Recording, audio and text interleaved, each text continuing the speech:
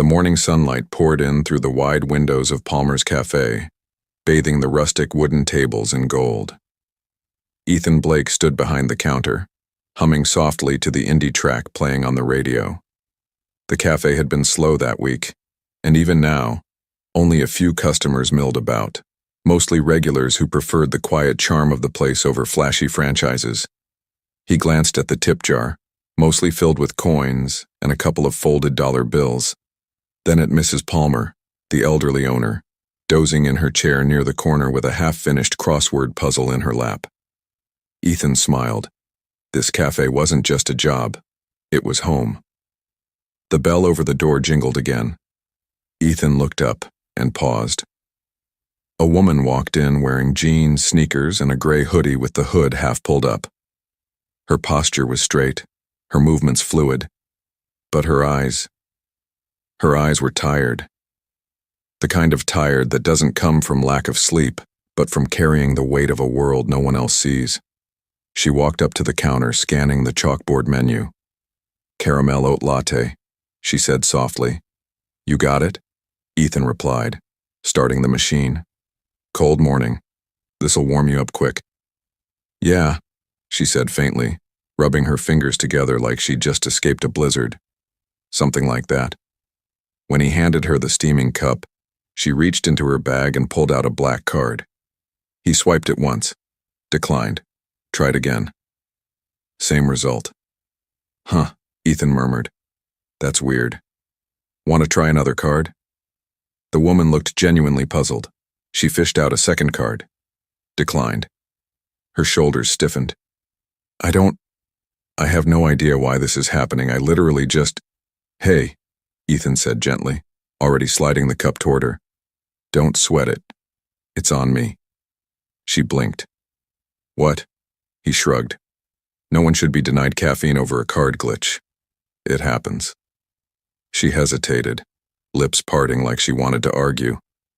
But then she looked at him, really looked, and something softened in her expression. "Thank you. I mean it," she said. "That's very kind." Ethan smiled. The world needs more kindness, right? Especially before 10 a.m. She chuckled. "Apparently. I'm Isabel, by the way." "Nice to meet you, Isabel. I'm Ethan. And if you need a pastry to go with that latte, I can pretend the oven broke and give you a muffin, too." Isabel grinned. Tempting. "But I'll take the latte and not press my luck." She turned to leave, but paused. "Do you always treat strangers this nicely?" Ethan leaned his elbow on the counter. "Only the ones who look like they're carrying invisible boulders on their shoulders." For a moment, her smile faltered. Then she nodded. "Well, thanks again, Ethan. Maybe I'll return the favor someday." He raised his cup in a casual toast. "I'll be here." Later that afternoon, in a tall glass skyscraper on the east side of the city, Isabel Carter walked into a silent, gleaming boardroom. Her gray hoodie had been replaced with a sharp navy blazer, her sneakers swapped for heels. The transformation was surgical. Only her eyes remained the same, sharp, perceptive, tired. Trevor Myers, her assistant, clicked the remote to display a presentation on the screen. 10 businesses in the red, all small, privately owned. "We can acquire and either rebrand or sell. This one," he said, pointing to a name halfway down the list. "Palmer's Cafe. Location is prime. It's got that old-time charm, sure, but it's bleeding money. Hardly turns a profit. We could franchise a Javabucks in its place." Isabel stared at the name. Palmer's Cafe. Her lips parted slightly. Trevor continued. "I suggest we send someone to get a feel for it. But it's a clear acquisition. The owner's old, there's little staff, and their books are not encouraging." "I've been there," Isabel said, almost reflexively. Trevor blinked. "You've what?" "I stopped by. This morning. You went there? Personally?" She nodded. "On my day off. I didn't know it was on our list. I just wanted coffee and quiet." He looked thrown. "So, we're pulling the plug or not?" Isabel didn't respond right away. Her thoughts drifted to Ethan, his warmth, The way he spoke like life hadn't jaded him. The way he paid for a stranger's coffee without blinking. "It's under review," she said finally. "I want a more detailed report before we decide." Trevor looked unconvinced. "All due respect, Isabel, but this is a routine sweep. We buy, we build, we move on." But Isabel was no longer listening. Her mind was at that cafe, sunlight streaming through dusty windows, a boy with kind eyes offering her warmth, not just in the form of coffee, but in something rarer, human decency. The next morning, Isabel returned to Palmer's cafe. This time, she came on purpose. Ethan was behind the counter again, laughing with Mrs. Palmer, who was scolding him for forgetting to use a coaster.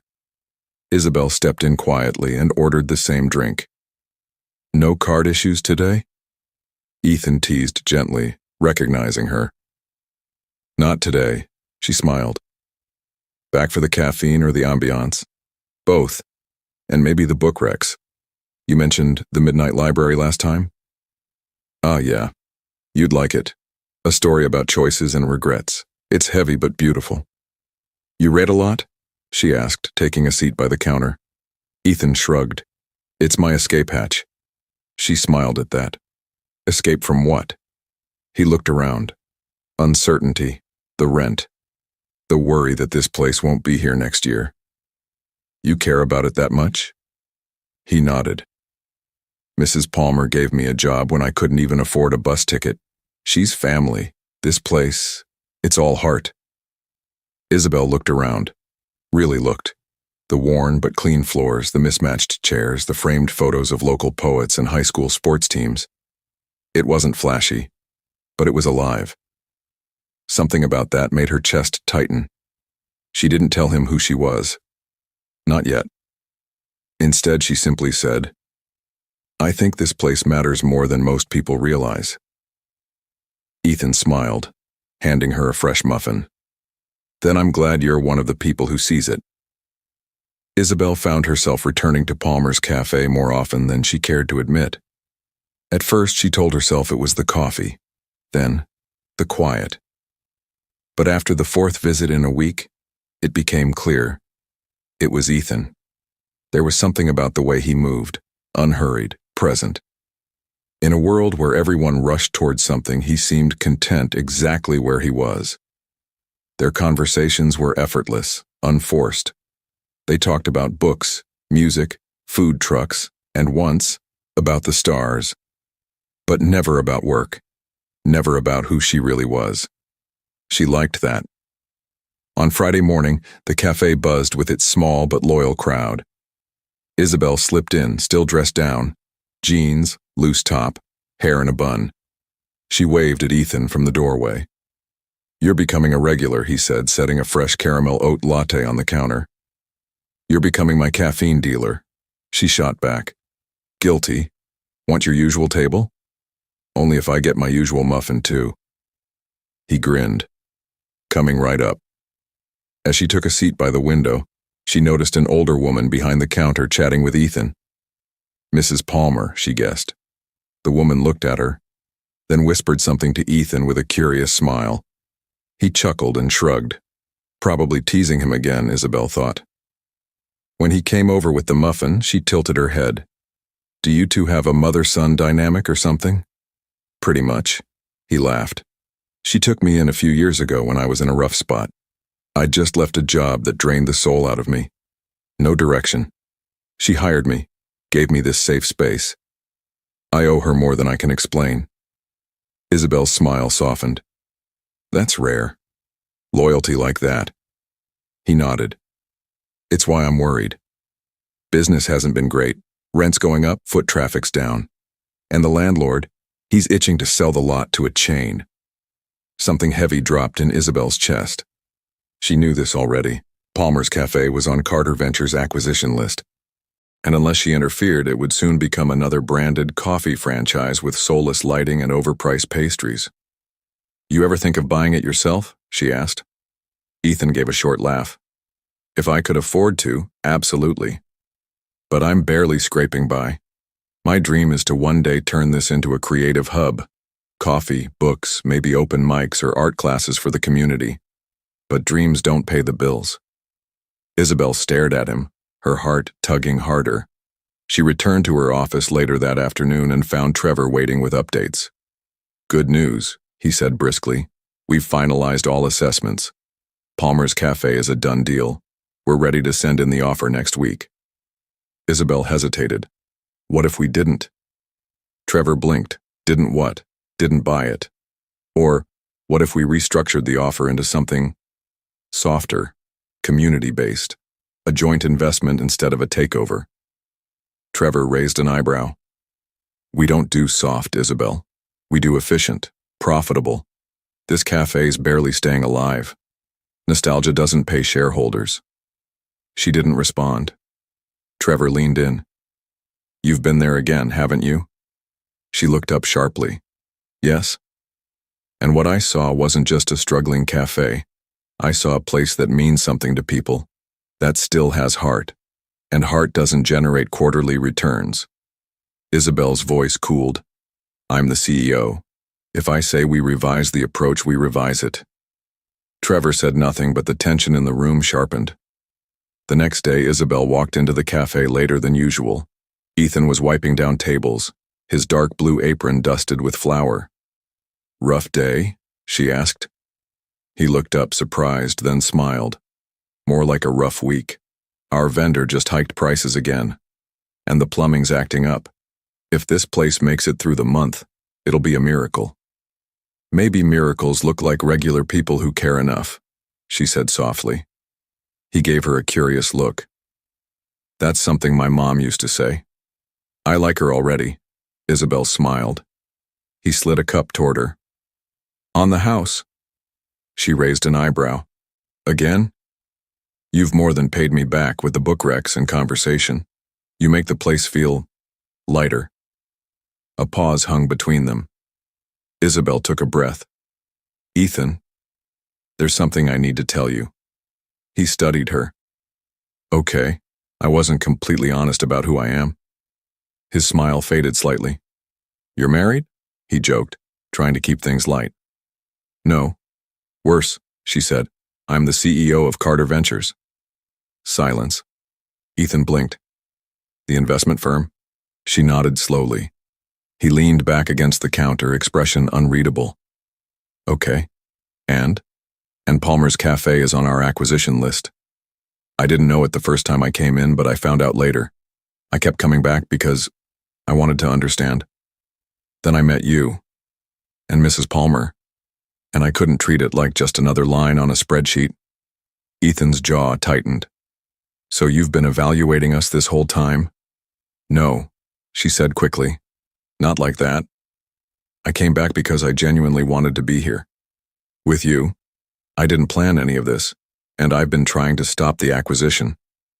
Ethan turned away, his voice low. "So you're telling me the person I've been opening up to is the same one trying to buy out the only home I've got?" "I'm trying to save it," she said. "By hiding who you are?" "I didn't mean to, but you did." Isabel stood frozen as Ethan walked into the back room without another word. Later that evening, Isabel sat alone in her apartment, fingers curled around her untouched mug of tea. Her penthouse windows overlooked the city skyline, shimmering towers, brilliant lights, everything she had built. But all she could think about was a tiny cafe that smelled like cinnamon and stories, and a man who looked at her like she was just a woman. Not a title, not a deal, just someone worth talking to. She had to make things right. The cafe felt different without Ethan behind the counter. Isabel stood in the doorway the next morning, the familiar scent of roasted beans mingling with something quieter, tension. Mrs. Palmer was wiping down tables with her usual grace, but her eyes narrowed when they landed on Isabel. "You've been here a lot lately," she said without her usual warmth. "Yes," Isabel admitted, stepping forward. "Is Ethan around?" Mrs. Palmer hesitated, then sighed. "He asked me to take his morning shift." The message was clear. He was avoiding her. "I messed up," Isabel said quietly. Mrs. Palmer set down the cloth and crossed her arms. "He told me who you are, and what your company's planning. I won't lie, I'm disappointed. But I've seen worse. You care, I can tell. But you should have been honest sooner. I know, Isabel whispered. It wasn't supposed to go this far.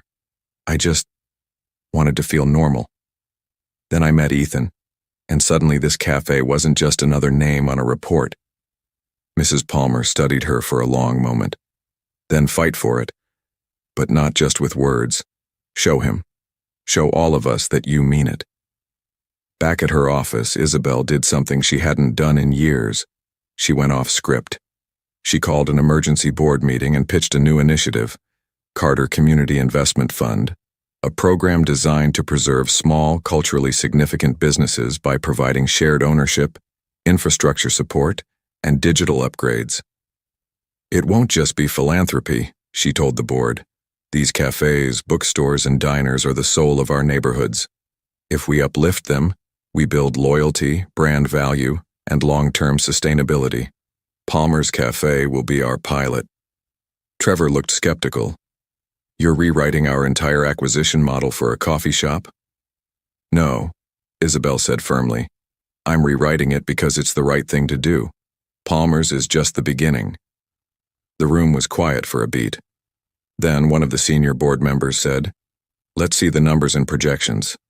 If they hold, you have our vote. That evening, Isabel returned to the cafe. But this time she brought more than coffee. She brought plans, blueprints, dreams. Mrs. Palmer was waiting at the counter, and Ethan, well, he was just walking in from the back, dusting flour off his apron. He paused when he saw Isabel. I just need 5 minutes, she said, stepping toward him, voice calm but sincere. Ethan looked at Mrs. Palmer, who gave him a small nod. He sighed and crossed his arms. 5 minutes. Isabel laid out the folder on the counter. I fought for this. We're not buying the cafe anymore. Not in the traditional sense. We're launching a new community investment model. The cafe stays in your hands, Mrs. Palmer. Carter Ventures will help renovate, modernize, and market it, without stripping away what makes it special. She turned to Ethan. That dream you mentioned, of turning it into a hub for art, poetry, storytelling, we want to fund it. Ethan looked at her, expression unreadable. She took a deep breath. You were right to be angry. I should have told you the truth sooner. But I meant everything I said. Every conversation we had. It wasn't about business. It was real. You made me remember what it feels like to care about something for more than just profit. Ethan looked down at the folder. His fingers brushed the edges of the blueprints. There's a small theater space in here, he said slowly, scanning the sketch. And a rotating art wall? We added that after I heard you talking to that high school poet last week. I paid attention. I want this to work, your way. Mrs. Palmer came closer, peering at the plans. And I still get to run my kitchen? Absolutely, Isabel said, smiling.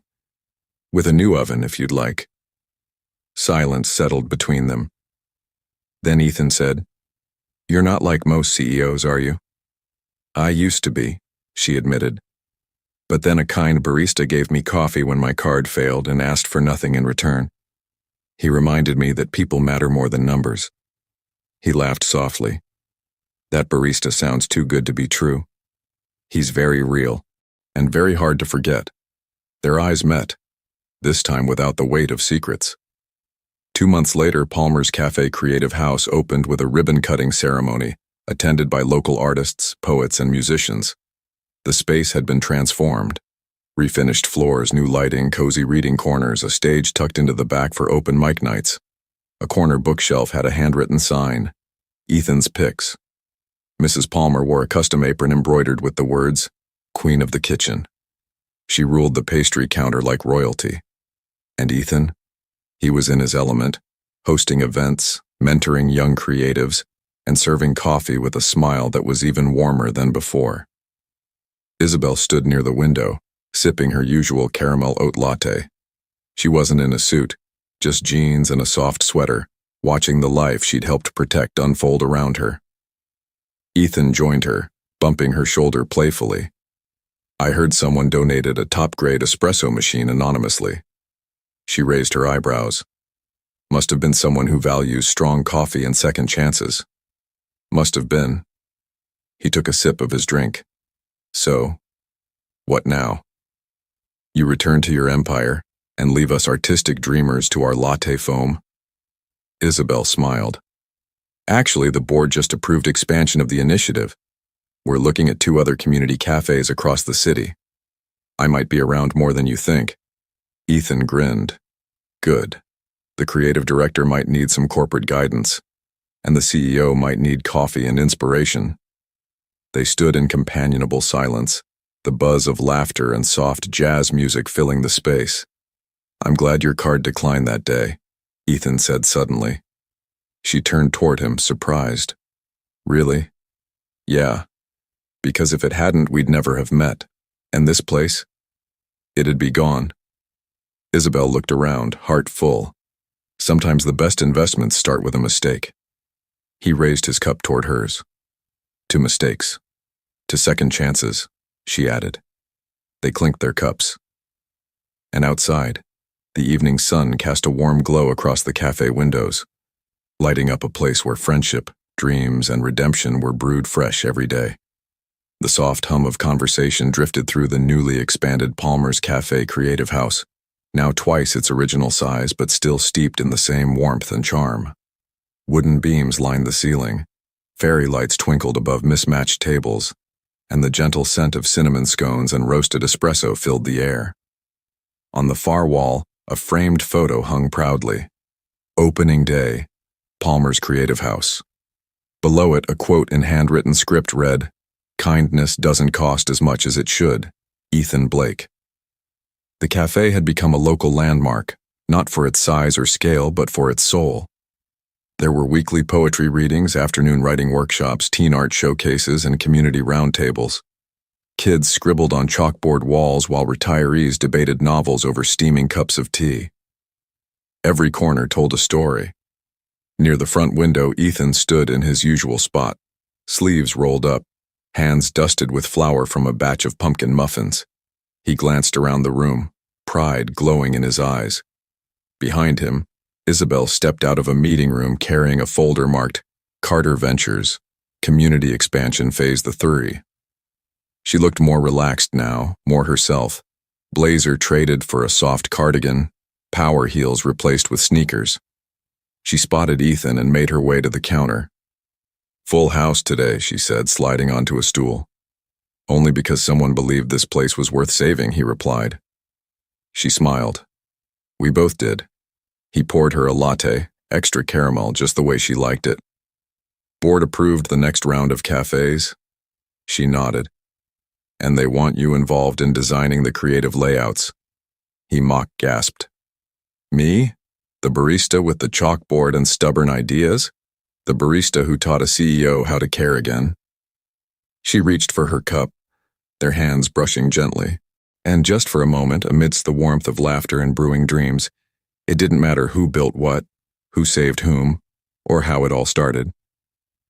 What mattered was this: a single cup of coffee, paid for in kindness, had turned into a friendship and a future no business plan could have predicted. Thank you for watching. Please don't forget to subscribe, like, comment, and share. Bye. See you in our next video.